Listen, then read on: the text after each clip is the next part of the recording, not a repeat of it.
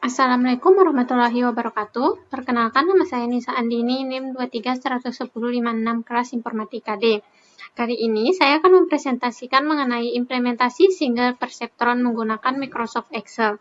Nah, materi ini membahas dasar neural network, mulai dari proses perhitungan, training, hingga evaluasi model secara sederhana menggunakan spreadsheet Excel.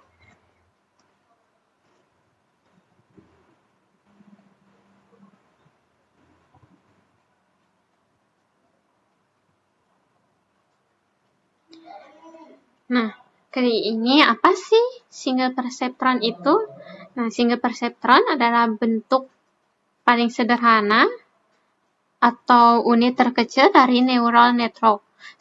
Sebuah neuron buatan yang menerima beberapa input, mengolahnya, dan menghasilkan satu output. Di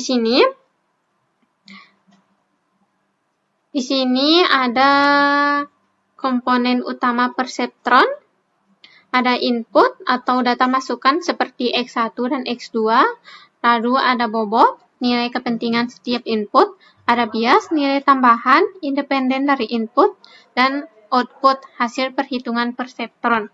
Nah, di sini ada arsitektur perceptron. Lalu, adapun rumus dasar perceptron adalah di sini ada output sama dengan X1 dikali W1 ditambah X2 dikali W2 ditambah bias. Lalu di sini ada dataset. Kita menggunakan gerbang logika N. Nah, perceptron dilatih untuk mengenali logika N dengan dua input biner, 0 atau 1. Nah, di sini pada logika N, output hanya bernilai 1 jika kedua input sama-sama bernilai 1. Nah, selain kondisi tersebut, output bernilai 0. Dataset dipilih karena sederhana dan cocok untuk memahami proses training perceptron. Nah, di sini adapun keterangannya, 1N 1 sama dengan 1, yaitu keduanya aktif, output aktif. 1N 0 sama dengan 0, yaitu salah satu tidak aktif, output mati. 0N1 sama dengan 0, yaitu salah satu tidak aktif atau output mati. Dan 0N0 sama dengan 0, kemudian tidak aktif atau output mati. Lalu di sini ada proses atau tahap feed forward. Nah, feed forward ini adalah proses menghitung output perceptron dari kiri ke kanan berdasarkan input dan bobot saat ini. Adapun feed forward itu merupakan proses menghitung output berdasarkan input, bobot, dan bias yang tersedia saat ini. Nah, di sini adapun rumusnya seperti yang tadi ya, rumus output perceptron. Lalu langkahnya di sini ada langkah 1, kalikan setiap input dengan bobotnya masing-masing. Langkah 2, jumlahkan semua hasil perkalian tersebut. Dan langkah 3 itu tambahkan nilai bias ke dalam jumlah tersebut. Ya. Selanjutnya, ini adalah perhitungan feed forward atau inisialisasi parameter. Nah, pada kali ini, di sini kita ada rumusnya, X1 sama dengan In1 dikali W1 ditambah In2 dikali W2 ditambah B1. Di sini ada error, target sama 0. Nah, back propagation-nya, W1 sebelumnya ditambah learning rate dikali error. W2 sebelumnya ada learning rate dikali In2 dikali error. Nah, B1 sebelumnya ditambah learning rate dikali error. Lalu, di sini ada epoch ditambah 1 diulangi hingga ada 2 digit 0 dibelah. Lalu kita selanjutnya copy dataset ke bawah. Terus selanjutnya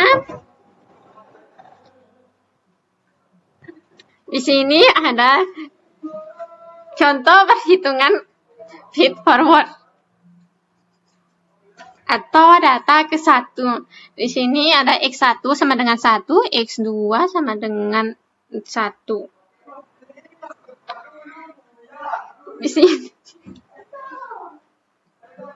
dengan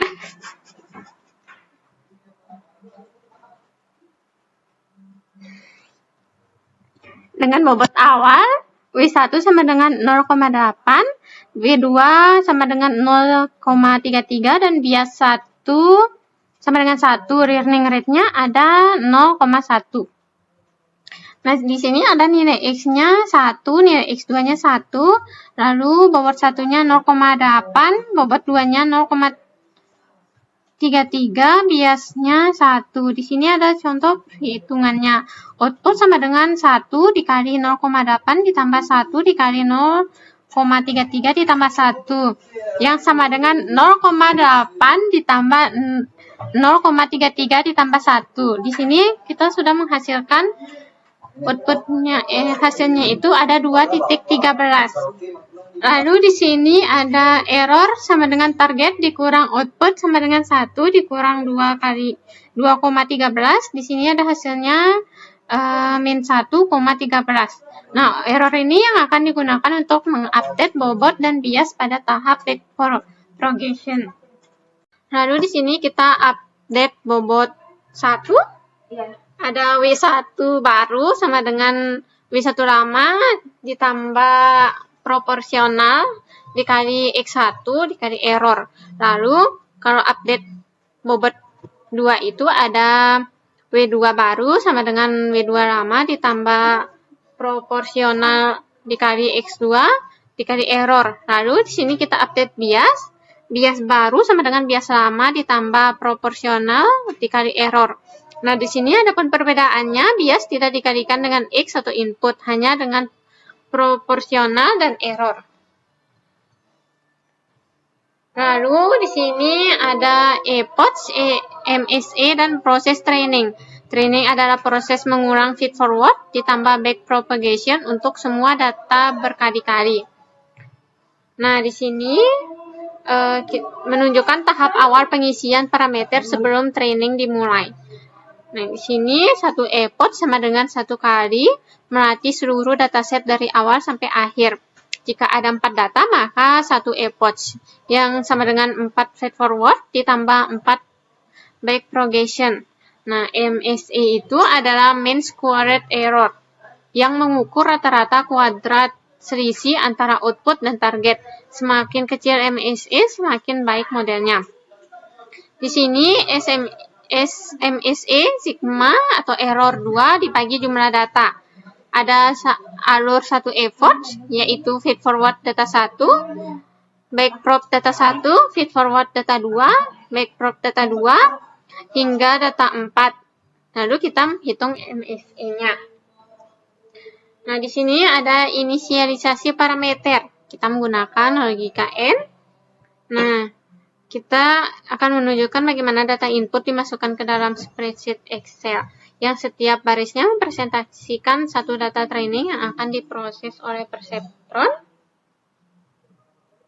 Lalu di sini kita mulai terlihat hasil error dari setiap data training. Error menunjukkan selisih antara output model dengan target sebenarnya.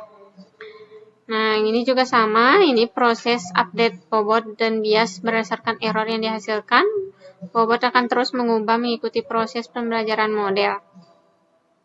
Ini sama ya. Lalu di sini ada perkembangan MSE per epoch. MSE terus berkurang setiap epoch. Itulah bukti bahwa model sedang berjalan. Lalu di sini ada MSE-nya 9,2273, yaitu epoch pertama atau MSE masih sangat kecil. Lalu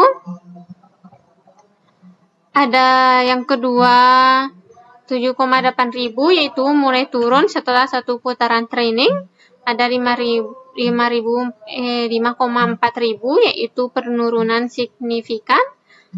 Yaitu ada epoch yang 10, ada 3,2000, makin mendekati target. Epoch 17 itu 0,10xx, yaitu 2 digit 0 mulai muncul. Lalu epoch 55 ini ada 0,0 kali, yaitu statis, perlu tuning learning rate. Di sini ada target MSE-nya mendekati 0,00, yaitu 2 angka 0 di belakang koma. Lalu selanjutnya ada pengaruh bobot awal terhadap training, yaitu hyperparameter tuning atau learning rate. Di sini ada learning rate menentukan seberapa besar perubahan bobot setiap kali backpropagation terjadi. Nah, di sini ada learning rate-nya 0,1 atau terlalu kecil.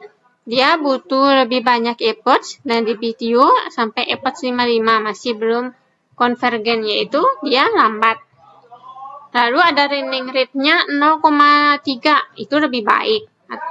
Lebih cepat, tapi di video terlihat cenderung statis pada nilai tertentu. Nah, dia itu ada sedang. Lalu ada learning rate 0,5, dia lebih cepat. Nah, MSE turun lebih cepat, namun bisa overshot jika terlalu besar. Di sini ada pun bobot awal terhadap training. Selain learning rate, nilai bobot dan bias juga sangat menentukan hasil training. Nah, tanpa fungsi aktivasi, output tidak terbatas antara 0 dan 1. Dia akan sulit melakukan klasifikasi yang akurat. Di sini ada 3 skenario. Ada skenario 1, yaitu bobot 1 sama dengan 3, bobot 2 sama dengan 2, bias 1 ada 1, dan learning rate-nya ada 0,1. Dia MSE turun tapi lambat konvergen, akhirnya naik di atas efforts 40. Lalu skenario 2-nya ada bobot 1 0,3, bobot 2 0,2, biasnya ada 1, dan learning rate-nya ada 0,1. Di sini MSE mulai desima di awal tapi tidak mencapai target atau malah naik. Skenario 3-nya itu ada bobot 1 0,8, bobot 2-nya 0,33, biasnya ada 1, dan learning rate-nya ada 0,5. Dia akan lebih cepat MSE, terus turun, lalu konfigurasi paling baik. Nah, adapun keterbatasan perseptron dan solusi ke depannya. Nah, perseptron tanpa fungsi aktivasi memiliki beberapa keterbatasan mendasar.